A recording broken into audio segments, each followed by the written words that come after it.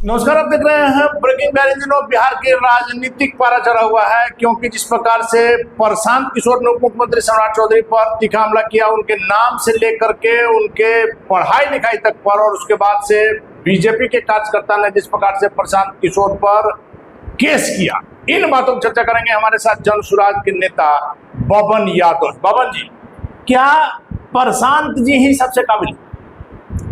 देखिए, जन स्वराज के सुप्रीमो है, एक बहुत बड़े रणनीतिकार भी हैं, जिन्होंने 14 राज्यों में अपने रणनीति से मुख्यमंत्री बनाए। अब उनके बारे में हम सुझाव दें, सूरज को दिया के बराबर है। जहाँ तक कभी आपने चर्चा किया सम्राट चौधरी, तो सम्राट चौधरी के बारे में कोई बयानबाजी ऐसे नहीं की है।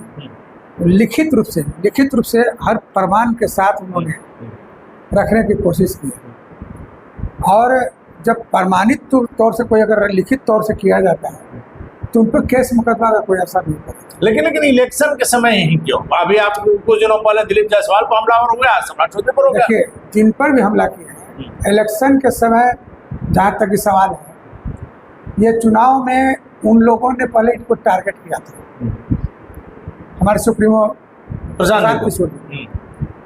तो इन लोगों ने उनका बैकग्राउंड देखा, उसके बाद उन्होंने लिखित रूप से उनका हिस्ट्री निकलवाया और पेश किया। अगर बिना लिखित, बिना प्रूफ का अगर किसी तरह का बयान दे देते इसी अनगढ़, तो उनका तो केस बनता। लेकिन अगर लिखित रूप से दिए हैं, प्रमाणित तौर पर दिए हैं, तो किसी तरह केस करने से भी उनके ऊपर कोई सेहत पर असर नहीं पड़ेगा। लेकिन इसके बावजूद तो सम्राट चौधरी ने कहा कि प्रशांत जी हमारे भाई हैं, भाई की तरह। देखिए, सम्राट चौधरी जी अच्छे व्यवहारिक आदमी हैं, कुशल आदमी हैं, मिलनसार भी हैं। लेकिन चुनावी रणनीति में कुछ ऐसा होता है कि जब एक दूसरे पर अटैक करता है तो एक दूसरे का बतिया लोग उठाते हैं। मतलब सम्राट चौधरी ने कहीं कोई ऐसी बातें कह दी जिसके कारण प्रशांत जी को बुरा लग गया और उसको व्यक्तिगत खुन्नस ले लिया। और जैसे दिलीप जायसवाल, उन्होंने शुरू में पहले शुरुआत की प्रशांत किशोर जी। प्रशांत किशोर जी पहले अटैक नहीं करते किसी, तो बहुत सारे नेता हैं भाजपा के, जदयू के, क्यों नहीं किसी पर अटैक? मतलब जिनमें कमी है, लेकिन उसको जो इनको डंक मारने की कोशिश करता है उन्हीं पर ही अपना साथ लेकर के उस पर बोलने का काम करते। तो माना जाए ना कि जिनके घर शीशे के होते हैं वो दूसरों के घरों में पत्थर नहीं मारे। तो रियलिटी है, सही है। अगर आप में कमी है, आप प्रशांत जी में बोलिएगा तो प्रशांत जी के पास सभी लोगों का काला शीशा को उन पर ढेला मार के तोड़ने की कोशिश करें तो फिर हमारा भी तो ढेला लग सकता है, मेरा भी घर, क्योंकि हमारे में भी कमी है। क्या होगा इस प्रकरण में जब आप प्रशांत जी पर केस भी हो गया है?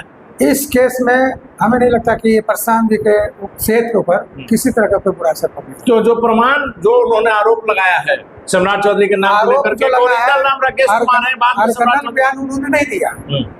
लिखित के आधार पर, प्रत्यक्ष रूप से, साक्षरता के आधार पर उन्होंने पूरा पेश किया डॉक्यूमेंट जो है, पेश करने के बाद ही उन्होंने। लेकिन जो केस में जो बातें लिखी है, शायद आपने वो पढ़ा नहीं, जो सुना है कि इसमें जिस प्रकार से उनका व्यक्तिगत जो है चरित्र हनन करने का प्रयास किया गया, उन पर जो आरोप लगाया गया है, इसको लेकर के जांच के बाद ऐसा कुछ नहीं है। देखिए, उनका रियलिटी नाम राकेश कुमार तो है और कोई जानता है, और राकेश कुमार के नाम से जो उनका एजुकेशन है उसी पर उन्होंने चर्चा किया, और कोई तो गलत आरोप नहीं लगाया। और फेल का भी कहा, 7वीं फेल है, तो एजुकेशन के बारे में तो बोल रहे हैं ना, जो उनका रियलिटी एजुकेशन है उन्हीं के बारे में उन्होंने चर्चा किया। इसका प्रमाण है आप लोगों के पास? प्रमाणित था, अप्रमाणित है और दिखाया गया। मतलब अगर मामला कोर्ट में जाता है तो प्रशांत जी कहीं से भी कागजी तौर पर गलत, अगर ऐसे ही अर्गनल व्यवहार रूप से अगर बयान दे देते तो उनके सेहत पर बुरा असर पड़ता, क्योंकि कानून तो अपना काम करेगा और कानून साक्ष्य के आधार पर काम करता है। सर लिखित मानता है, बोलने से कोई मतलब नहीं। एक चीज और कहा है प्रशांत जी ने कि सम्राट चौधरी का सारा डॉक्यूमेंट जुटाया जा रहा है, उनका सारा चिट्ठा हमारे पास है, और इसके लिए एक अलग से प्रेस कॉन्फ्रेंस करेंगे और उनका सारा कारनामा जो कल चिट्ठा खोलेंगे।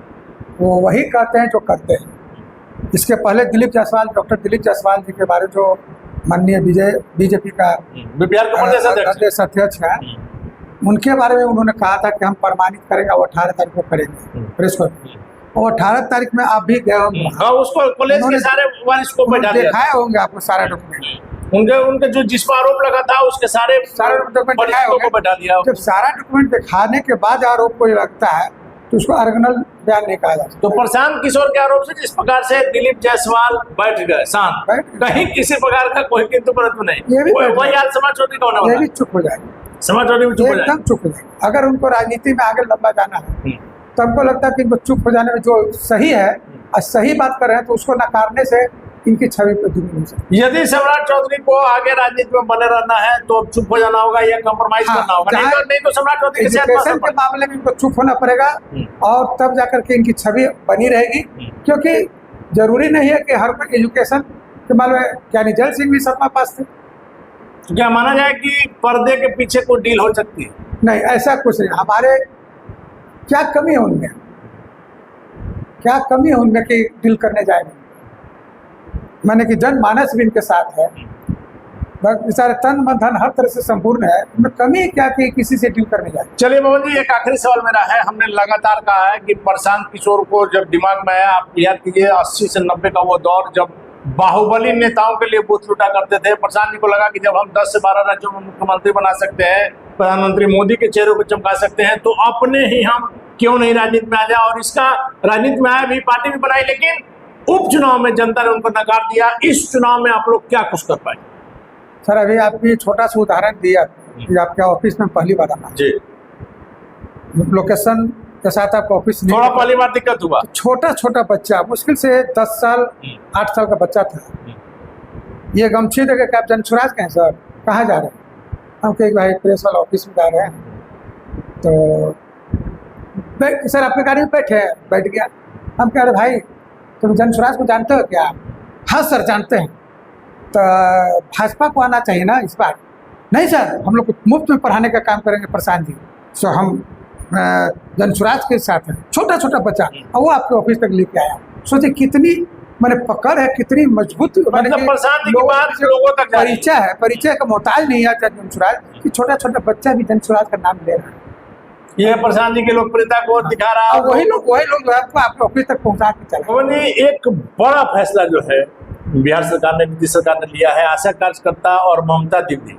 आशा कार्यकर्ताओं का जहाँ 1000 था मानदेय, वहाँ 3000 कर दिया, और ममता दीदी का 300 से 600। क्या माना जाए, चुनावी शगुफा है, चुनावी लॉलीपॉप? सर ऐसा है कि आपने देखा होगा कि जो विधवा पेंशन, विकलांग पेंशन जो 400 हुआ करता था, आज जनसुराज प्रशांत किशोर जी का डर ही है कि इन्होंने 1100 किया, क्योंकि हम लोग डिमांड किए थे कि 2000 करेंगे हमारी सरकार। लगातार आप कर रहे हैं, और लगातार ये आवाज उठाने के साथ साथ इनको डर पैदा हुआ तो 400 से 1100 किया। फिर भी हम लोग संतुष्ट नहीं कि नहीं हम लोग 2000 उससे कम नहीं मानेंगे। दूसरी चीज यही डर इनको सताया, तो आशा और ममता दीदी का जो सैलरी बढ़ाया गया है, मैंने कि एक तोहफा के रूप में, तो हर एक चुनाव आने के से पहले ये लोग जो है, चाहे भाजपा वाले हो, चाहे आरजेडी वाले हो, चाहे जदयू वाले हो, चाहे कांग्रेस, जो भी है, ये रेवड़ी बांटने का काम, कुछ ना कुछ घोषणा, बड़े बड़े घोषणा करते हैं। लेकिन जनता ने इन्हें 15 साल इंडिया गठबंधन को देने का काम किया और 20 साल बीजेपी गठबंधन को देने का भी काम किया। तो क्या इतने दिनों में ये सब क्यों नहीं हुआ कि आज ये सब कर रहे हैं? आज पूरा डर सता रहा है। माननीय जो संस्थापक जनसुराज के हैं प्रशांत किशोर जी, उनका पूरा डर, जो जनमानस का जो एक सैलाब उनके पीछे, छोटा छोटा बच्चा से लेकर बड़े बुजुर्गों तक, माता बहनों का जो सैलाब दिख रहा है, डर गए हैं कि कहीं अब हम लोग को उलट करके खुद नहीं आ जाए शासन सत्ता में। इसी का डर है कि तरह तरह के रेवड़ी बांट रहे हैं।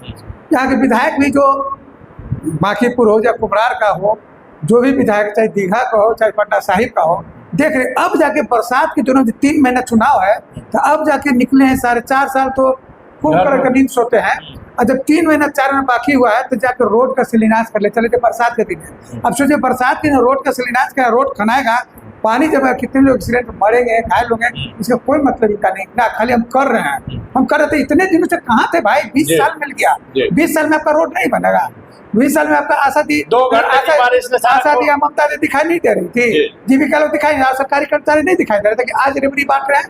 आज क्यों? किसका डर है भाई? प्रशांत किशोर जी का डर है। और दावा करते हैं ये सारा चीज पब्लिक जान चुकी है। बिहार की जनता इतनी अनपढ़ नहीं है, ना ही इतने दिनों में शिक्षा दे सके ये लोग बच्चों को फ्री मुफ्त में, अच्छा, और ना ही उच्च स्तरीय का कोई स्कूल विद्यालय खोल सके, ना ही रोजगार दे सके, ना ही पलायन रोक सके, ना ही स्वास्थ्य का केंद्र बढ़िया से बना सके यहाँ। तो अब जनता समझ गई है कि ये लोग लॉलीपॉप जो रेवड़ी बांटने का काम, चुनाव के टाइम में बारात अल्लाह पर कोहरा रोकने का काम जो करते हैं, ऐसा समझ गई। अब पूर्ण विश्वास है कि इस बार हमारी सरकार बनेगी। 150 से ऊपर सीट, एक चमत्कार होगा जन सैलाब का कि देखने को मिलेगा। ये लोग कहाँ जाके, लोग इंडिया और एनडीए गठबंधन का जमानत जब्त हो। तो एनडीए और इंडिया गठबंधन का जमानत जब्त हो जाएगा। जिस प्रकार से आशा कार्यकर्ताओं का ममता दीदी का आज मानदेय बढ़ाया गया है, इसके पहले सामाजिक सुरक्षा पेंशन को बढ़ाया गया। सीधे तौर पर पवन यादव का कहना है कि जन सुराज के नेता प्रशांत किशोर के डर से सरकार ऐसा कर रही है और जनता इनको इस बार नकार देगी। 150 से ज्यादा सीट जन सुराज को आएगा और प्रशांत किशोर और सम्राट चौधरी प्रकरण में क्या कुछ होगा यह भी देखना काफी महत्वपूर्ण। फिलहाल बन रहा है breaking news. Thank you sir.